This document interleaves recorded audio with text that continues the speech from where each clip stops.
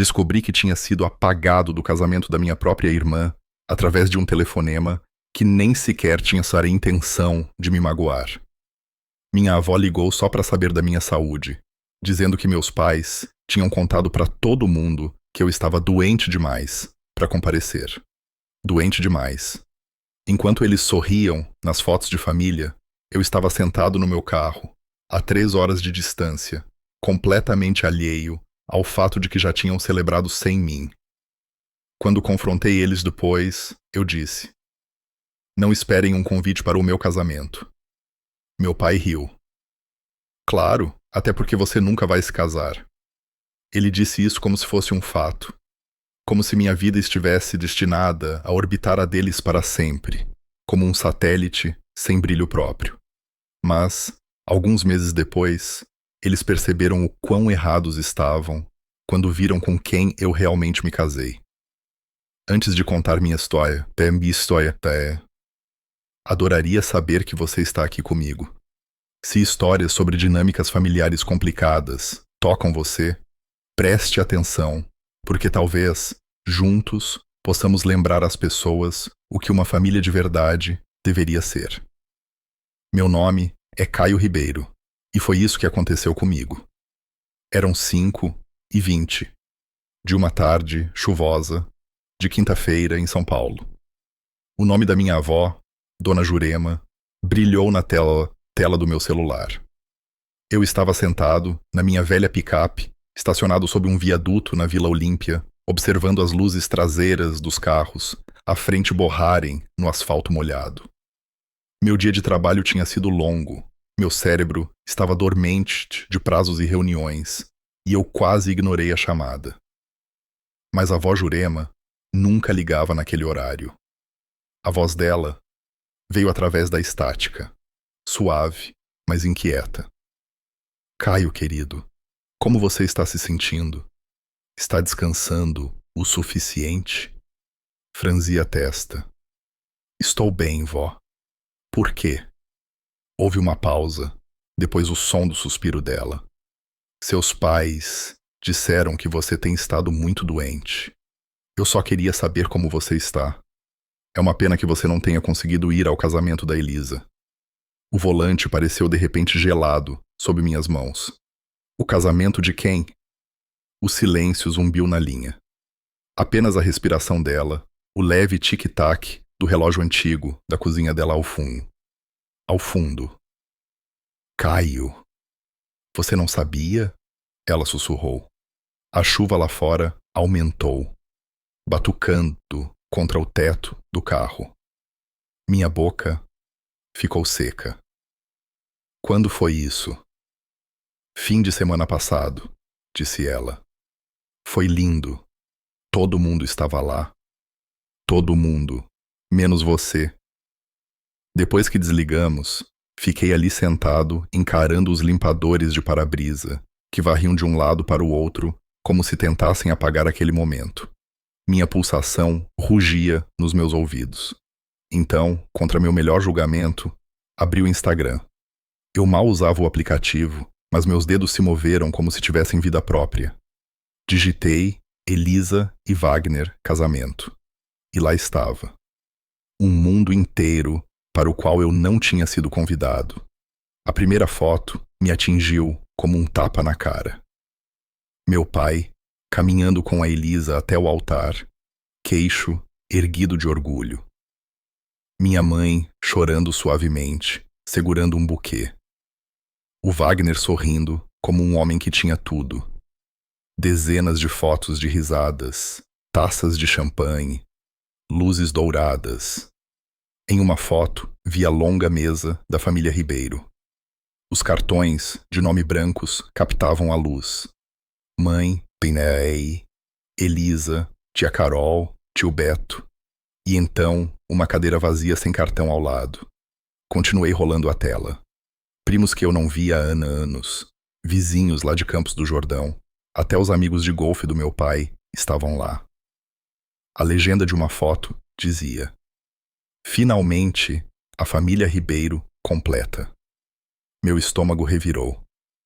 Em outra postagem, alguém comentou: Tão triste que o Caio não pôde vir. Espero que ele melhore logo. Minha mãe tinha curtido esse comentário. Senti meu maxilar travar até meus dentes doerem. Meu reflexo no para-brisa parecia alguém que eu não reconhecia. Olhos úmidos, pele pálida, lábios apertados. Peguei meu caderno no banco do passageiro e rabisquei. Eles não me esqueceram. Eles me apagaram. A chuva ficou mais forte, transformando a cidade em um borrão de luzes e sombras.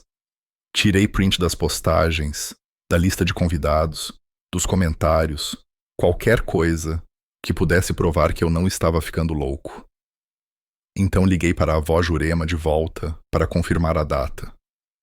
A voz gentil dela falhou quando percebeu que eu tinha sido mantido no escuro. Sinto muito, querido. Eu pensei que você soubesse. Naquela noite, não consegui dirigir para casa. Fiquei ali sentado na picape, o ar pesado com cheiro de chuva e arrependimento, pensando em cada jantar de domingo que eu me forcei a comparecer. Todos aqueles anos em que confundi rotina com amor. Eles passaram semanas, talvez meses, preparando essa história. O Caio não gosta de multidões. Ele está muito doente. Ele provavelmente te está mais feliz ficando em casa.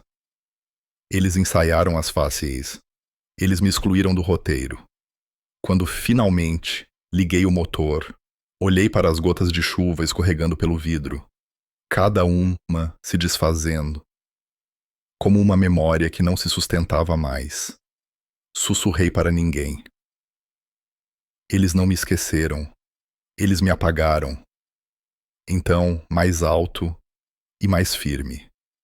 Se eles escreveram o roteiro, eu vou escrever o final.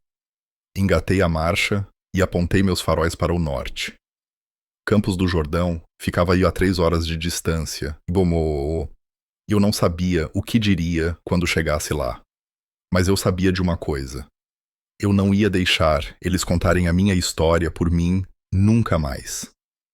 Quando eu era criança, nossa casa em Campos cheirava a carne assá e lustramóveis todo domingo à noite. Mesmo depois que me mudei para São Paulo, meus pais insistiram em manter essa tradição. Todo fim de semana, eu pegava a estrada e chegava para o mesmo ritual. Pai na cabeceira da mesa, a TV ao fundo mostrando os lances do futebol ou golfe. Mãe servindo o molho enquanto comentava sobre o clube do livro dela. Elisa, sentada bem em frente ao pai, rolando o feed do celular até decidir falar. Meu lugar era sempre na ponta, perto da janela. A única cadeira que balançava se você se encostasse com muita força. Aqueles jantares me ensinaram a desaparecer educadamente. Eu começava a falar sobre o trabalho, um novo projeto, uma promoção, um cliente que conquistei. E na metade da minha frase, a Elisa interrompia. Ai meu Deus, adivinha o que aconteceu no escritório hoje? Em segundos, minha história evaporava. Mãe se virava para ela, ria nos momentos certos. E o pai enchia a taça de vinho dele. Quando o silêncio voltava, parecia tarde demais para terminar minha frase. Eu costumava dizer a mim mesmo que não era intencional. Famílias fazem isso, às vezes, certo? Uma pessoa brilha mais forte, as outras ajustam a vista. Mas toda semana, o mesmo padrão se repetia. Eu oferecia para levar a sobremesa. Mãe dizia para não me incomodar que já tinha muita comida. Aí ela elogiava uma torta que a amiga do clube tinha feito. Eu mandava mensagem no grupo da família sobre ter comprado meu primeiro apartamento na Vila Olímpia, mas a notificação ficava soterrada sob fotos da Elisa experimentando vestidos de festa. Depois de cada visita, eu escrevia em um pequeno caderno preto que chamei de Diário do Homem Invisível. Uma linha por noite. Quem falou antes de eu terminar meu pensamento? Parece mesquinho agora, mas naquela época era a única maneira de acompanhar o lento desaparecimento entre nós. Um domingo, em particular, se destacou. A noite em que a Elisa anunciou o noivado. Ela acenou com a mão sobre a mesa, exibindo um diamante que captou a luz do lustre. Minha mãe gritou como se tivesse ganhado na loteria, quase derrubando a taça de vinho. Meu pai pulou para abraçá-la, já perguntando sobre o local da festa. Eu sorri, dei os parabéns e me ofereci para ajudar a planejar. Talvez lidar com a logística, fornecedores, a planilha de orçamento. Elisa olhou para mim, depois para eles, e disse com um sorriso ensaiado: "Vamos ver, Caio." 2 palavras. Suaves como manteiga, finais como pedra. Semanas se passaram. Eles falavam sobre o casamento em meias frases. Ainda vendo as datas, não decidimos as cores. Eu esperei pela conversa real, que nunca veio. Alguns meses depois, dirigi até Campos num sábado para ajudar minha mãe a limpar o quarto de despejo. Achei que era algo útil para fazer, minha maneira de provar que eu ainda pertencia àquilo. O quarto cheirava a poeira e madeira antiga. Caixas empilhadas do chão ao teto, decoração de Natal, álbuns de fotos velhos, troféus esquecidos. Enquanto eu reorganizava as prateleiras, uma caixa chamou minha atenção. A etiqueta dizia: "Papelaria do casamento." Dentro, havia pilhas de envelopes cor de creme com letras douradas. O Save the Date, Elisa Ribeiro e Wagner Salles. Minhas mãos congelaram. A data de impressão, na nota do pedido, era de 3 meses antes. 3 meses antes daquele jantar, onde a Elisa jurou que eles não tinham pensado em nada ainda. Enfiado entre os envelopes estava um pequeno bloco de notas com a letra da minha mãe. Uma linha em tinta azul dizia: "Enviar para toda a família, exceto Caio." Muito ansioso em multidões. Meu nome circulado uma vez, depois riscado. Por um longo momento, fiquei ali parado, o cheiro de papel e traição enchendo o suar. Eles não tinham esquecido de me incluir. Eles planejaram não me incluir. Eles construíram toda uma narrativa sobre quem eu era, até mesmo inventando um suposto medo de reuniões sociais. Eles me escreveram para fora da história deles, de forma limpa, indolor, com tinta e desculpas plausíveis. Sentei no chão, ao lado da caixa, a luz tremeluzindo através da janela alta. Em algum lugar na cozinha, eu podia ouvir a risada do meu pai e a voz da Elisa flutuando pelo corredor.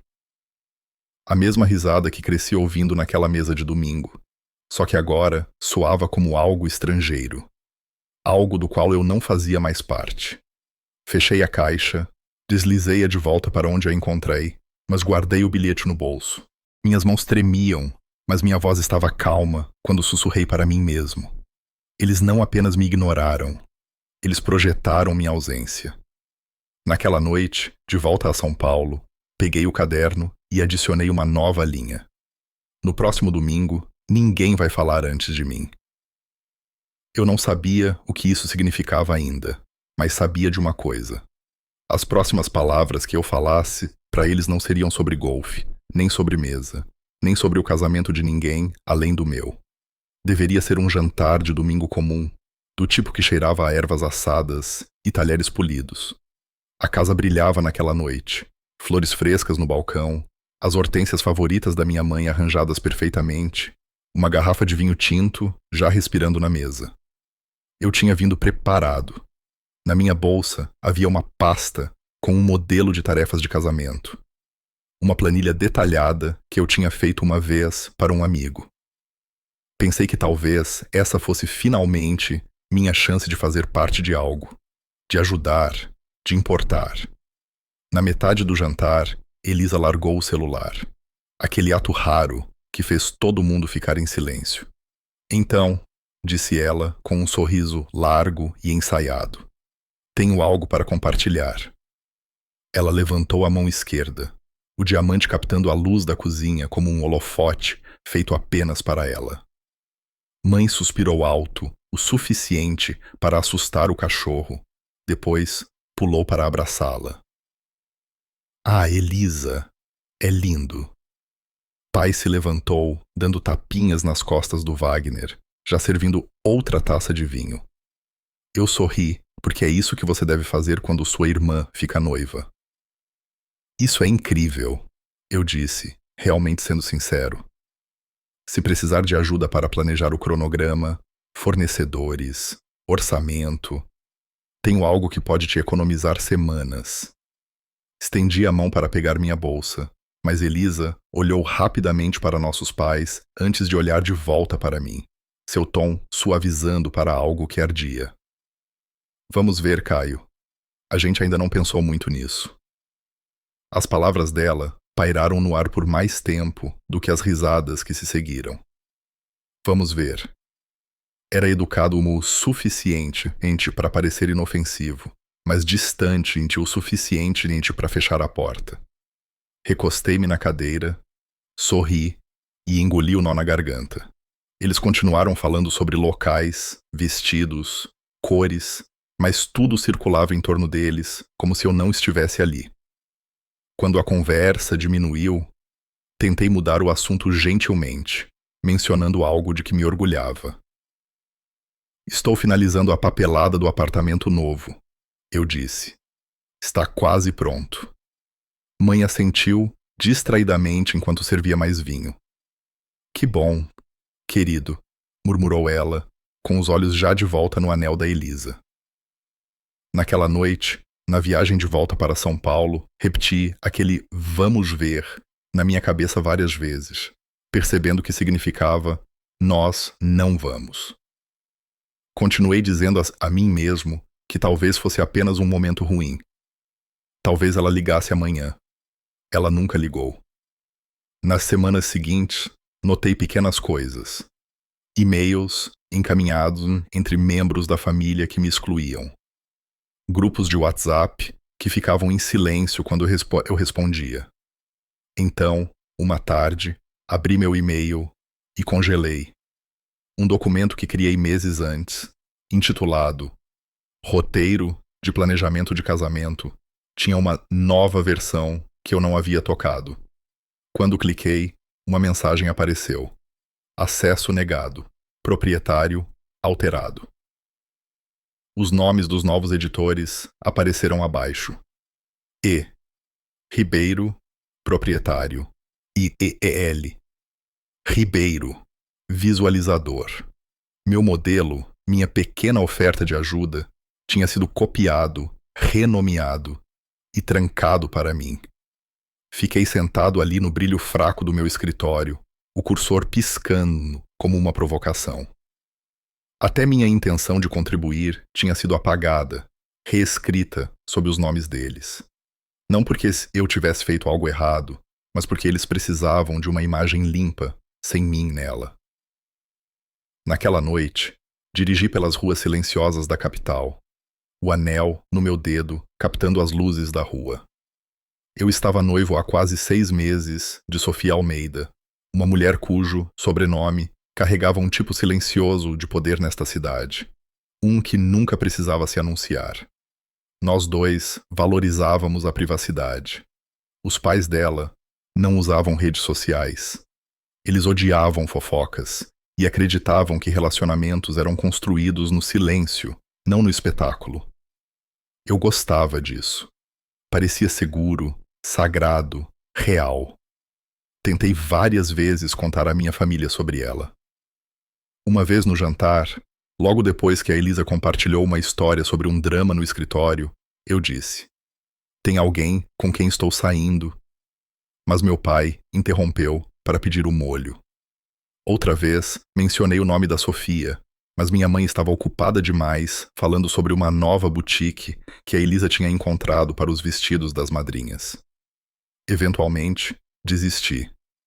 Esperei por um momento em que alguém pudesse realmente ouvir. Mas esse momento nunca veio. Algumas semanas antes do casamento, um envelope grosso chegou ao meu endereço em São Paulo, carimbado com nosso nome de família, mas riscado. Dentro estava um cartão de confirmação de presença devolvido pelo meu primo, um convite destinado a mim, mas marcado como indevolúvel. A letra na nota do correio era inconfundivelmente da minha mãe. Tracei as voltas da assinatura dela e percebi que tinha sido ela quem confirmou que eu não morava lá. Naquela noite, abri meu diário e escrevi uma linha. Vamos ver. Nós não vamos. Então fechei o livro, peguei a caixa de cartões, save the date, que eu tinha roubado do quarto de despejo, e coloquei na minha picape. Amanhã, eu dirigiria de volta para Campos do Jordão. Chega de meias conversas. Eu queria ouvir as mentiras da boca deles. A chuva não tinha parado, desde de manhã. As ruas de Campos brilhavam sob a névoa amarelada dos postes de luz, e cada poça refletia uma vida da qual eu não fazia mais parte. Estacionei do lado de fora da casa dos meus pais, o mesmo sobrado onde cresci. As janelas brilhavam quentes contra a noite fria da serra. Fiquei sentado por um momento, segurando o pau no volante, a caixa de cartões descansando no banco ao meu lado. Então saí e caminhei até a porta. Não bati. A porta se abriu rangendo, e o cheiro de carne assada e vinho tinto me atingiu instantaneamente. A TV zumbia na sala de estar. Mãe se virou do fogão, o rosto congelando o mundo quando me viu. Caio? O que você está fazendo aqui? Não é domingo. Coloquei a caixa no balcão e disse uniformemente: por que eu não fui convidado para o casamento da Elisa? Os olhos dela desviaram. Querido, você não gosta de grandes multidões. Você fica ansioso em festas. Nós pensamos... Cortei a fala dela, abrindo a caixa, revelando os cartões impressos. Estes foram encomendados 3 meses antes de você me dizer que nada estava planejado. Você fez uma lista e eu nunca estive nela. Então, tente de novo. Qual é o motivo real? Pai apareceu na porta, o rosto já tenso. Que gritaria é essa? Ele ladrou. Virei-me para ele. Me diga por que vocês me deixaram de fora. Ele cruzou os braços, a voz dura, como cascalho. Porque não queríamos você lá parado, parecendo perdido. A Elisa merece um dia perfeito. Você estaria miserável e todo mundo teria notado. Minha garganta ardeu. E isso faz de mim um problema? Não distorça minhas palavras, disse ele, aproximando-se. Você não tem nada para mostrar por si mesmo, Caio. Sem esposa, sem família, apenas algum emprego, lá em São Paulo, que ninguém entende. O que você teria dito às pessoas? Olhei-o bem nos olhos. Então é isso que vale a minha presença agora? Um acompanhante e um iniciador de conversa? O ar na sala engrossou. Mãe sentou-se pesadamente, esfregando as têmporas. Você está exagerando. Nós só não queríamos que as coisas ficassem estranhas. Endireitei a postura, voz calma. Não esperem um convite para o meu casamento. Pai soltou uma risada que ecoou pela cozinha. Você se casar?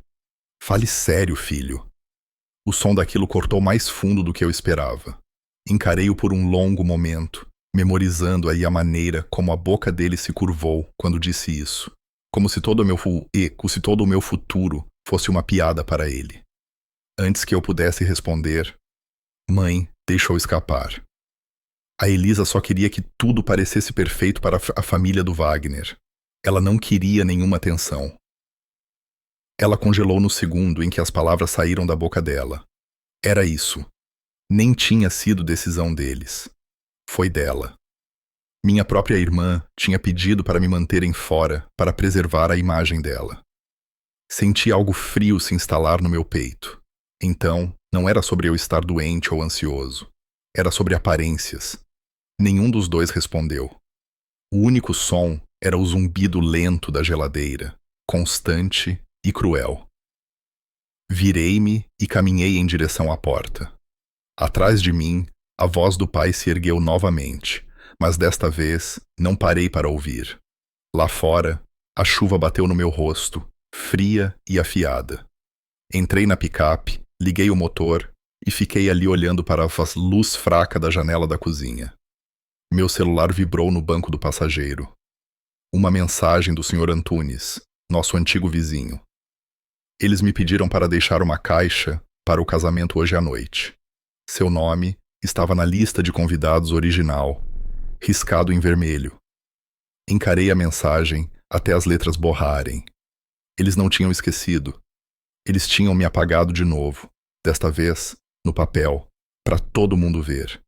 Enquanto eu dirigia de volta para São Paulo, a chuva ficou mais forte, batucando no para-brisa até abafar todo o resto. A voz do meu pai ainda ecoava na minha cabeça. Você não tem nada a dizer lá. Apertei o volante, meu maxilar travado. Então, eles vão ouvir meu nome em algum lugar que não possam ignorar, murmurei. As luzes da rodovia passavam como fantasmas, e pela primeira vez em anos, não me senti invisível. Eu me senti acordado. A luz do sol da manhã entrava pelas janelas altas do meu loft, cortando as paredes de tijolos aparentes como fitas pálidas de ouro. A chuva da noite anterior tinha parado, deixando a cidade lavada. E ainda assim, o cheiro de café enchia o ar, forte e limpo, me ancorando depois de uma noite sem dormir. Sentei na minha mesa, olhando para o reflexo fraco do anel de noivado, brilhando sob a luz suave. Tirei-o por um momento e girei-o nos dedos, o metal frio contra minha pele. Sofia saiu do quarto, ainda vestindo uma das minhas camisas, o cabelo numa bagunça silenciosa que de alguma forma parecia elegante. Você sonhou com eles de novo? Ela perguntou, a voz baixa, mas certa. Não respondi de imediato. As memórias de Campos ainda pairavam no meu peito, como neblina. Eu fui lá ontem à noite, disse finalmente. Perguntei por que não fui convidado. Ela me estudou por um momento, lendo tudo no silêncio entre as palavras. E eles me disseram que eu teria arruinado as fotos, disse eu, secamente. Aparentemente, não correspondo à definição deles de uma família perfeita. Os lábios dela se apertaram. Então ela atravessou a sala e sentou-se ao meu lado. Você não precisa provar nada a eles, Caio. Eles fizeram uma escolha de não te ver. O problema é deles. A calma dela me firmou de maneiras que eu não conseguia explicar. Abri meu laptop e verifiquei minha caixa de entrada. O e-mail principal era um anúncio para toda a empresa. Caio Ribeiro, nomeado diretor adjunto de operações. A mensagem tinha saído há uma semana, mas eu não tinha contado a ninguém da minha família. Eu tinha tentado uma vez, meses antes, durante um jantar, logo antes da Elisa começar a falar sobre o novo vestido de noiva dela. Deixei o momento morrer ali, como tantos outros. Olhei para o horizonte de São Paulo, cinza e bonito, e disse baixinho: não preciso que eles me ouçam para saber que estou indo bem. Meu telefone vibrou na mesa. Era uma mensagem da minha prima Helena, uma das poucas que ainda falava comigo. Ela tinha enviado um print da última postagem da Elisa. Nossa família se sente completa de novo. Aquelas palavras bateram mais forte do que deveriam. Completa. Como se eu fosse uma peça que faltava e que eles estavam melhor sem. Encarei a tela até que Sofia, gentilmente, tirou o telefone da minha mão. Eles não têm o direito de definir o que significa completo, disse ela. Assenti, embora por dentro algo amargo se contorcesse. Eles tinham usado o espaço público da internet para fazer meu apagamento parecer elegante, como se nunca fosse cruel, apenas inevitável. Levantei-me, caminhei até o armário e abri uma pequena caixa de madeira. Dentro havia um estojo de veludo, segurando 2 alianças e uma pilha de convites que ainda não haviam sido enviados. Cada cartão estava escrito à mão. Caio Ribeiro e Sofia Almeida, Cerimônia privada. São Paulo. Ver nossos nomes juntos, assim ainda fazia meu peito doer. Uma mistura de orgulho e tristeza. Pensei na obsessão dos meus pais com as aparências. A regra não dita de que o sucesso só importava quando alguém estava assistindo. Sorri para mim mesmo e disse: se reputação é tudo meio que eles sempre respeitaram, vamos ver como eles lidam com a coisa real. Decidimos então, sem mais segredos, mas sem convites também. Faríamos nossa cerimônia silenciosamente, exatamente como queríamos. Deixe o mundo descobrir à sua própria maneira. Naquela noite, enquanto observava Sofia beber chá perto da janela, percebi que o equilíbrio havia mudado. Minha família passou a vida fingindo ser melhor do que era. Eu passei a minha fingindo de que não me importava. Agora, eu realmente não me importava. E, no entanto, uma parte de mim se perguntava quanto tempo levaria para eles notarem o sobrenome Almeida e o que fariam quando notassem. Fechei meu laptop, peguei a mão de Sofia e disse: vamos fazer do nosso jeito, sem desculpas, sem permissões. Ela sorriu, um calor silencioso se espalhando entre nós. O dia do casamento chegou com aquele tipo de luz que parecia quase irreal. Suave, dourada, perdoadora. A cerimônia foi realizada em uma propriedade histórica no interior, cercada por pedras cobertas de era e jardins abertos com lanternas penduradas. Apenas 35 convidados compareceram. Amigos, colegas e a família Almeida. A música era uma mistura de cordas clássicas e jazz baixo zumbindo pelo ar. Quando caminhei pelo pátio, tudo parecia calmo, deliberado. Sem performance, sem sorrisos ensaiados, apenas pessoas que queriam estar lá. Pela primeira vez em anos, não senti que tinha que conquistar meu lugar à mesa. Durante os votos, o pai de Sofia, Carlos Almeida, levantou-se para falar. Não são títulos ou sobrenomes que definem o caráter, disse ele, sua voz profunda carregando facilmente pelo jardim. É como uma pessoa mantém sua dignidade quando é mal compreendida. As palavras bateram em algum lugar profundo. Ele não sabia os detalhes, mas tinha nomeado exatamente o que eu estava vivendo. Mais tarde, enquanto o sol baixava e as luzes da cidade piscavam, acordando abaixo da colina, disse a Sofia: não sinto que falta nada. Ela apertou minha mão. Isso é porque você parou de esperar que eles preenchessem o espaço. Depois da cerimônia, um amigo postou algumas fotos online. Fotos suaves e espontâneas de nós sob as luzes. Algumas do Carlos apertando a mão dos convidados. Uma das fotos o mostrava claramente, seu rosto instantaneamente reconhecível para qualquer um no mundo dos negócios em São Paulo. Em poucas horas, a foto começou a circular pelos mesmos círculos sociais que meus pais adoravam. Naquela noite, enquanto estávamos sentados na suíte com vista para os jardins, meu telefone começou a acender. Dezenas de mensagens, todas da minha mãe. Por que você não nos contou? Como você pôde esconder algo assim? Então outra. Você nos envergonhou na frente de todo mundo. Uma hora depois, ela fez uma postagem pública no Facebook. Nenhum bom filho esconde seu casamento da família. As palavras dela distorciam a história completamente, pintando-se como a mãe de coração partido e a mim como o filho ingrato. Eu não respondi, nem a Sofia. Na manhã seguinte, o Carlos me chamou em seu escritório. Filho, disse ele, seu tom medido. Vi a postagem que sua mãe fez. Assenti, esperando.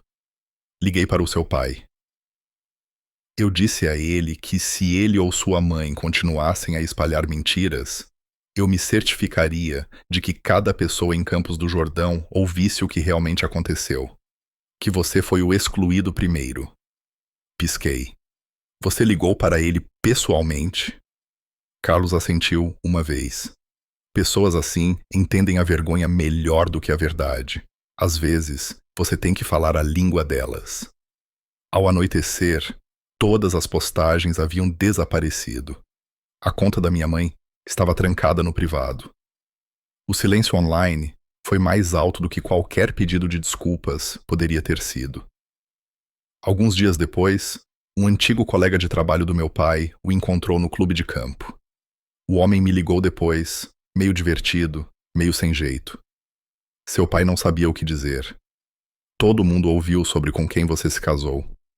Alguns estão perguntando por que ele nunca mencionou isso.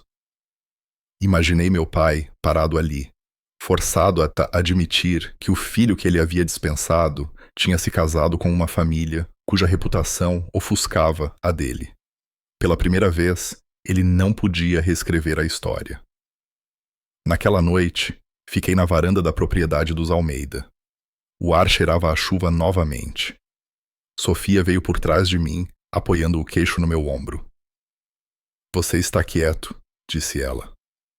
Estou pensando, respondi, sobre como a justiça nem sempre precisa de plateia. Eu não estava feliz por eles terem sido humilhados, mas não podia negar a estranha simetria de tudo aquilo. As pessoas que uma vez me apagaram agora estavam aprendendo como era se sentir invisível. A verdade tinha feito o trabalho por conta própria. Enquanto saíamos da propriedade naquela noite, verifiquei meu telefone uma última vez. Um novo e-mail havia chegado na minha caixa de entrada do RH. Nova submissão de candidato. Elisa Ribeiro se candidatando para coordenadora assistente de projetos. Encarei a tela e soltei uma risada silenciosa. Quando as pessoas não conseguem destruir sua felicidade, elas tentam se infiltrar nela. A guerra pela minha dignidade tinha acabado, mas uma nova, mais silenciosa e afiada, já estava esperando na porta do meu escritório. 2 meses tinham se passado desde o casamento. O ar em São Paulo tinha ficado seco e frio. Meu escritório ficava no alto, acima da rua. Tudo vidro e linhas limpas. Era uma manhã tranquila quando o e-mail chegou do RH. O assunto dizia: solicitação de referência de candidato E. Salles. Cliquei para abrir e congelei. Elisa. Ela havia se candidatado para a vaga na minha empresa. Meu nome estava listado na seção de referências. Referência: Caio Ribeiro, diretor adjunto. Por um momento, apenas encarei a tela. Digitei uma resposta curta. Por favor, sigam o procedimento padrão de contratação. Não fornecerei uma referência pessoal. Fechei o e-mail e voltei ao trabalho. Uma semana depois, o RH confirmou o que eu já suspeitava. Elisa não tinha passado para a lista final. Suas qualificações não se destacavam. Ela simplesmente não se encaixava nos requisitos. Pensei que seria o fim disso. Não foi. Naquela tarde, meu telefone tocou. Não precisei verificar o identificador de chamadas para saber quem era. A voz da minha mãe veio alta e falha. Caio, o que você fez com sua irmã? Ela precisava desse emprego. Você poderia tê-la ajudado com um telefonema. Inclinei-me para trás na cadeira. Eu não fiz nada. O RH fez o trabalho deles. Mesmo assim, ela insistiu. Ela é sua irmã. Você poderia ter feito algo. Vocês são família.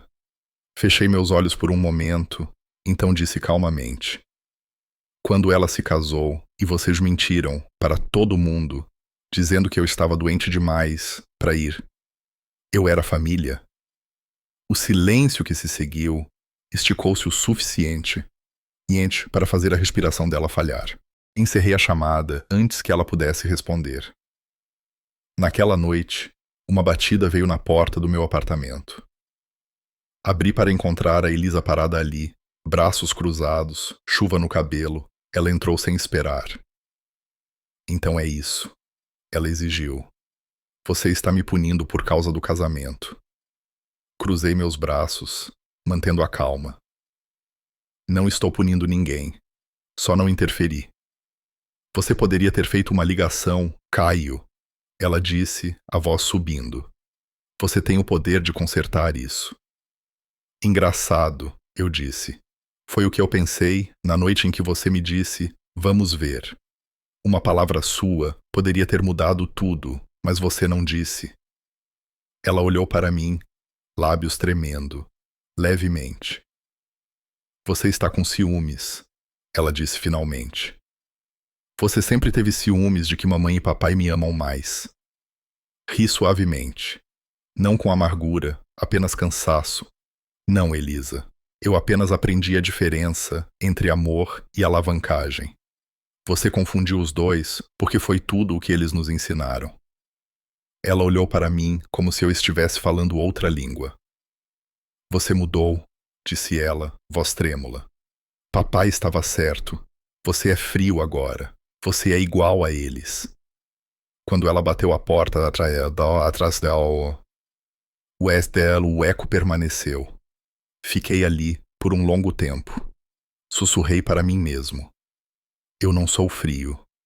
Eu apenas parei de fingir que o calor deles era real. Na manhã seguinte, caminhei pelo corredor silencioso do escritório antes de qualquer outra pessoa chegar. Terno alinhado, passos firmes, olhos calmos. Por anos, estive perseguindo a aprovação deles, esperando que dissessem que eu importava. Agora eu entendia a verdade. Eu não precisava da validação deles para existir. A verdadeira vitória não era fazê-los pedir desculpas, era remover o poder deles de me definir. Apaguei a luz do escritório, coloquei o telefone no bolso e fui para casa. Quando as portas do elevador se fecharam, a tela acendeu com uma mensagem da Sofia. Preciso falar com você quando chegar em casa. 6 meses depois, o mundo parecia mais quieto. Sofia estava grávida de 8 meses e nosso loft tinha se transformado em um espaço que cheirava a madeira nova e talco de bebê. Certa manhã, quando entrei na cozinha, um pequeno pacote estava no balcão. O rótulo dizia: De Campos do Jordão. Dentro havia um par de sapatinhos de bebê tricotados à mão, azul claro, com uma fotografia enfiada ao lado. Minha mãe, sentada, em sua velha cadeira, um novelo de lã no colo. Nenhuma carta, nenhum pedido de desculpas, apenas aquela imagem. Encarei aquilo por um longo tempo antes de colocá-lo na mesa. Sofia veio e colocou uma mão gentil no meu ombro. O que você vai fazer? Ela perguntou. Não sei, admiti. Talvez eles estejam tentando, ou talvez só queiram dizer que tentaram. Naquela noite, meu telefone tocou novamente. Vó Jurema. A voz dela era suave, mas urgente. Caio, seus pais estão aqui na minha casa. Eles querem conversar. Mal dormi. Ao amanhecer, eu tinha me decidido. Peguei a estrada para o interior. Enquanto a cidade acordava atrás de mim, meus pensamentos eram mais altos que o motor. Quando entrei na garagem da vovó, vi eles esperando na varanda. Meu pai estava rigidamente ao lado dos degraus, mãos nos bolsos. Minha mãe estava sentada no banco, olhos baixos, um nervosismo familiar em seus ombros. Por um momento, ninguém falou. Então meu pai disse: Não sei como começar. Nós estávamos errados. Pensamos que estávamos protegendo a imagem da família, mas tudo o que fizemos foi perder nosso filho. A voz dele não era mais orgulhosa. Estava velha, exposta. Mãe enfiou a mão no casaco e tirou outro par de sapatinhos de bebê, inacabados, a lã ainda pendurada solta. Eu estava fazendo um segundo par, disse ela baixinho. Eu esperava que você me deixasse terminá-los, quando o bebê nascer. Eu não confiava na minha voz, então apenas assenti, sem perdão imediato, sem declarações grandiosas, apenas reconhecimento. Isso era o suficiente por enquanto. Quando me virei para sair, meu pai falou novamente. Se pudermos, Gostaríamos de visitar para conhecer o bebê. Encontrei os olhos dele e disse, uniformemente: Não estou impedindo ninguém, mas se vierem, venham pela criança, não pela reputação de vocês. Ele não respondeu. Não precisava. O silêncio entre nós carregava tudo o que precisava ser dito. Na viagem de volta para casa, o ar parecia mais leve, embora a dor ainda estivesse em algum lugar fundo no meu peito. Quando cheguei, coloquei os sapatinhos azuis em uma prateleira ao lado da nossa foto de casamento. Não como um símbolo de reconciliação total, mas como um lembrete de que, às vezes, o respeito começa com a distância. Semanas depois, nosso filho nasceu em uma manhã chuvosa. O choro dele encheu o apartamento, pequeno e feroz, abafando o som da tempestade lá fora. Segurei-o perto, traçando a curva suave da mão dele, e pensei em tudo o que tinha vindo antes. Cada jantar, cada silêncio, cada cadeira vazia. Não sei se eles vão mudar de verdade, disse suavemente para Sofia. Mas eu mudei, e isso é o suficiente. Ela sorriu através da exaustão, os dedos escovando a bochecha do bebê. Então, vamos criá-lo, sabendo que o amor não é algo que você tem que ganhar. Enquanto olhava para eles, os olhos cansados dela, o rosto minúsculo do bebê, percebi que a história tinha completado o ciclo. O menino no carro, que uma vez sussurrou, "Eles me apagaram", tinha ido embora. O homem parado ali tinha construído algo novo a partir das ruínas. O sangue nos tornava parentes, mas o respeito nos tornava família. E enquanto o choro do bebê se acalmava, no ritmo da chuva, contra as janelas, sussurrei para mim mesmo: Esta é a minha família. Construída por escolha, não por herança. Às vezes, as batalhas mais difíceis não são lutadas para ganhar os outros de volta, mas para encontrar paz dentro de si mesmo.